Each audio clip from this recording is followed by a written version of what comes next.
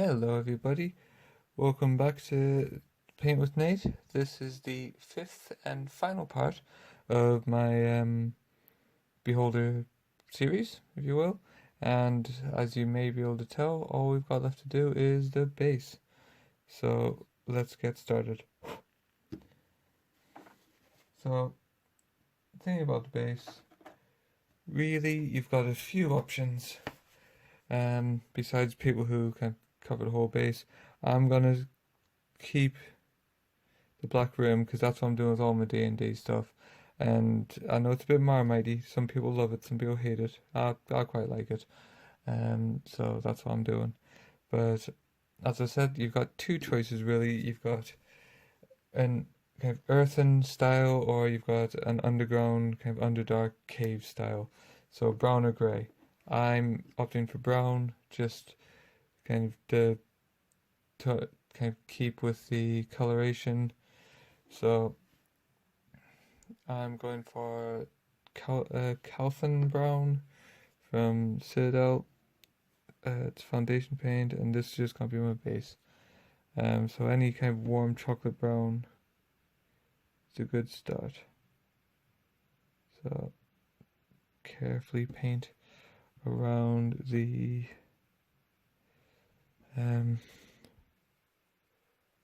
transparent bit. This is the hard bit.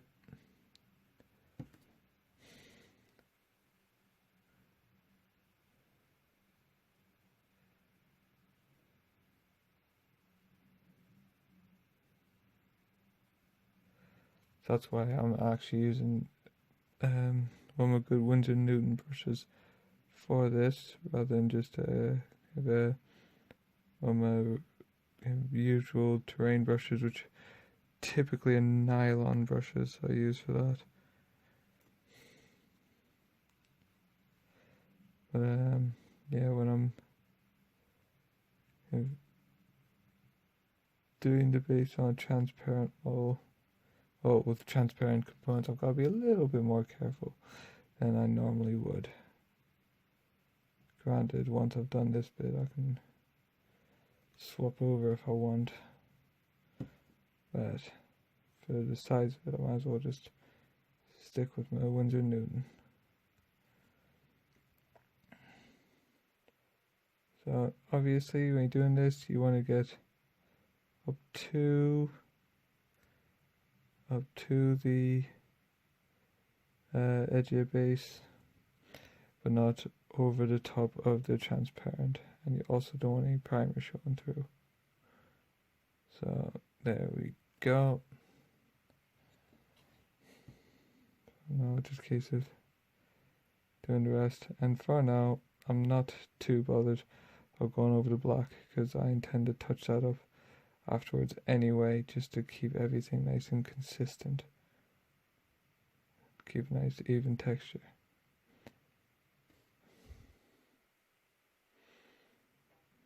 So at the moment the way I'm painting this, it does actually look like the Beholder's flying over a giant poo, but there's nothing I can do about that at this point. Obviously this is just a base coat step, there's going to be more.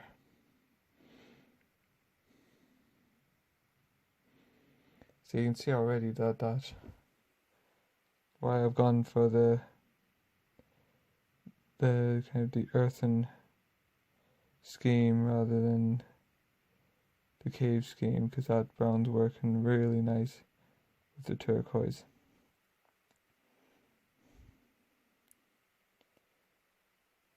So that's my main decider. Not so much the fluff that a lot of beholders are found in the Underdark, so you'd expect them in caverns, but this one's out and about for whatever reason.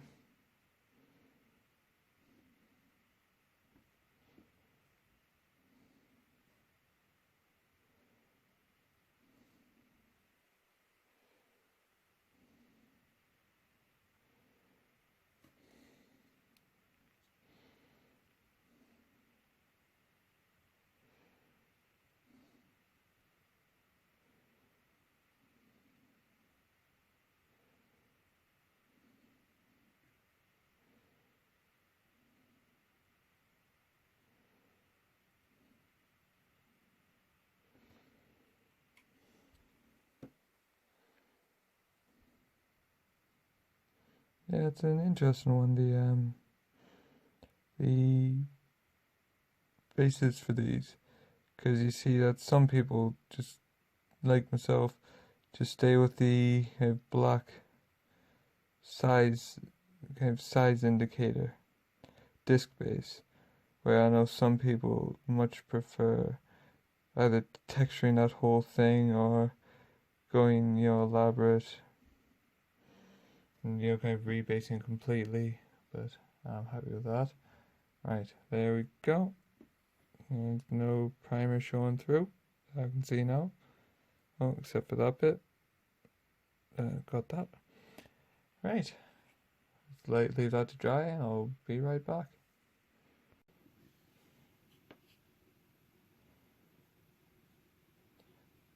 Right then, it's been about an hour, but due to the wonders of editing, it seemed like seconds for you guys. And there's the foundation all dry. Now, I do find foundation paints, or bases is whatever they're called these days, to be great, but they do take quite a long time to dry. So, next step is I'm going to add some Agrax Earthshade. One of the greatest inks ever made. And I'm just going to liberally apply this.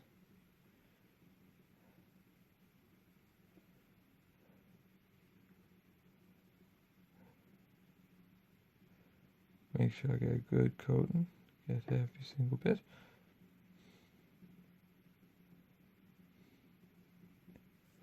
With this I recommend trying to get just enough so it doesn't pool, but quite a liberal. Don't be shy, you can get the base. I'm gonna paint that up later. So, because the next step's a dry brushing step, so it's gonna end up in a state anyway. So, no point worrying about it now.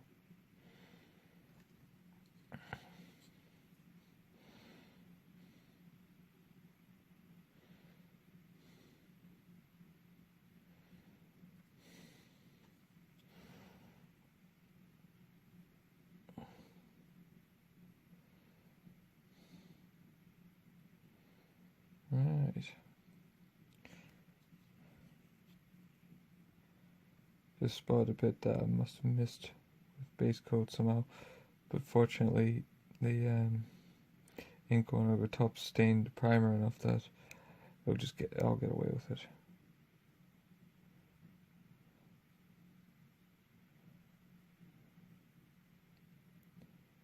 Right.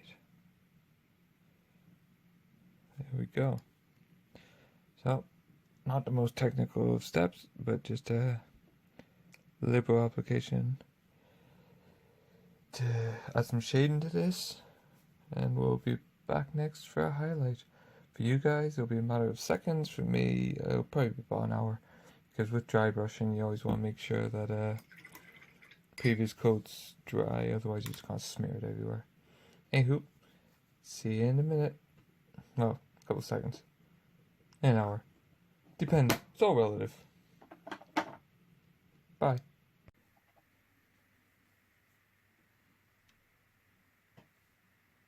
Okay, right. There's the wash dry now. So let's go on. Get a quick dry brush highlight on this and tidy that base up a bit. So I'm going to be using Vallejo Dark Flesh, which is just like old GW bronzed flesh. Give that a quick shake. And we will look on the lot. A little dab on the palette. Find a suitable dry brush. Don't want something that big. There we go. I'm just gonna use a standard dry brush.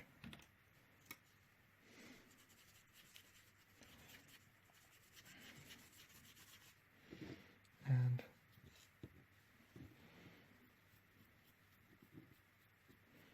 just giving it a light dry brush different directions.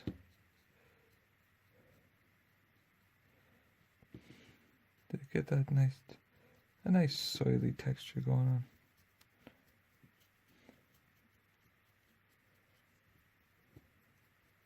If you're doing this stone, I recommend more just going in one or two directions, or quite close directions, with the highlights.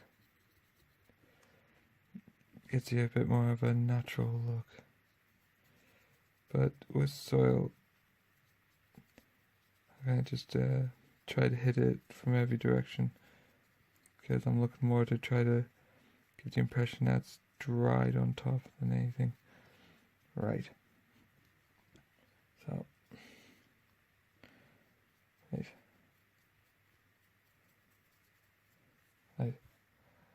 That's that. Okay. Nice, easy job there. So, last bit of painting to do is just tidy up the base with the black. So, just using a size 1 brush, just painting right in there.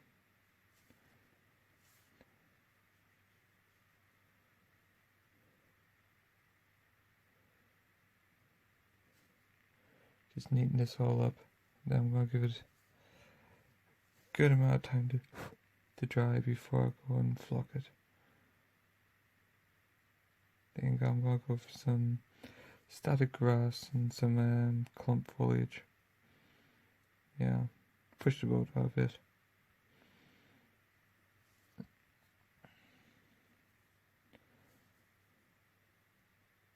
Kind of a plains affair.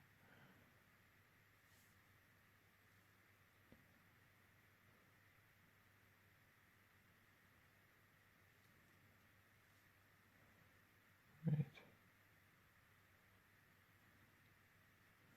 Not a lot to say about this, except try not to paint over the bits you've been working on, because otherwise you'll just have to do it again and you wasted yourself some time.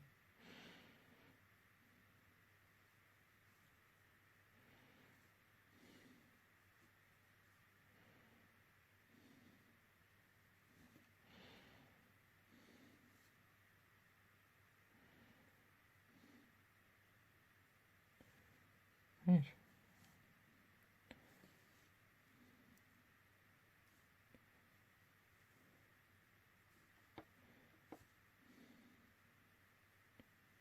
Right, that looks pretty good.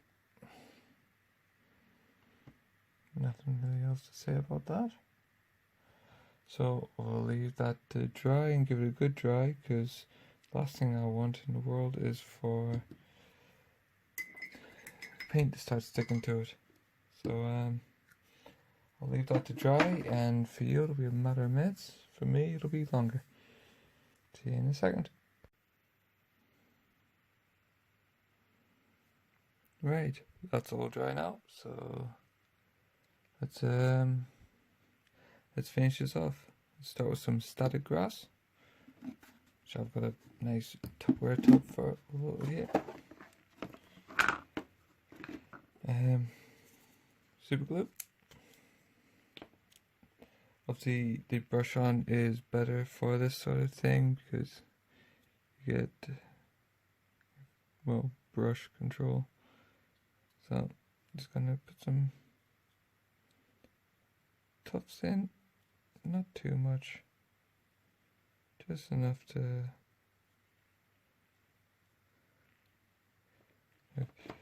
bring it out without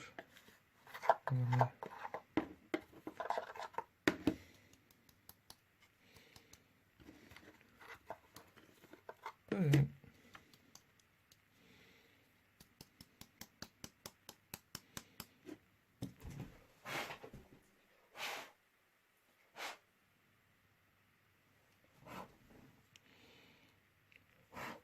See, there we go.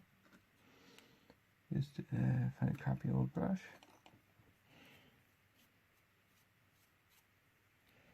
See, super glue is good because when you tap it and give it a quick blow upside down, I did off screen because, you know,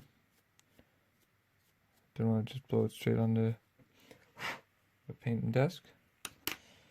You get so it stands out quite, sticks up quite nicely. Right, so if this was a really basic everyday model, I'd call that done, but it isn't. So I've got some of this clump foliage. Yep. Best bit is usually when you pick a piece out, little bits break off and land. So, oops. Oh, we've gone well. Spilling super glue all over the model. So I'm gonna put a glove there. Just break a bit off.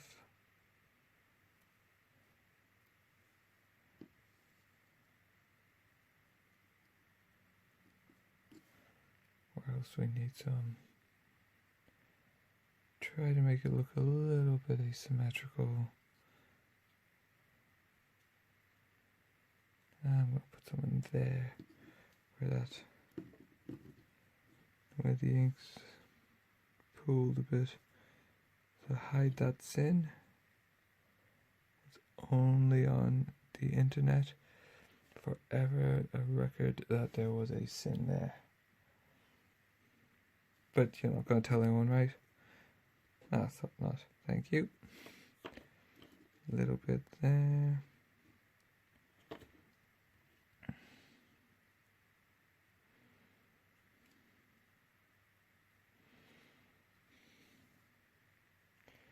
And it's looking a little bit barren there at the back, so I'll put a tiny bit there too.